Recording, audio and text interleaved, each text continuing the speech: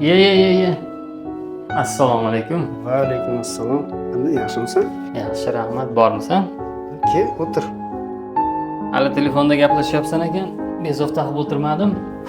Ana Timur bor-ku. Ha, sinfdoshimiz. Ha, o'sha faqat telefon qilib dardini aytganda. Boshqa o'rtoqlarimizga ham telefon aytsa bo'ladi-yu. Men boshqa dardim yo'qmi? O'zimning muammolarim yetib ortadi. Do'stim, bir narsani hech qachon unutma. Kimdir senga dardini aytyaptimi? Demak, oxirgi ishongan odami sensan.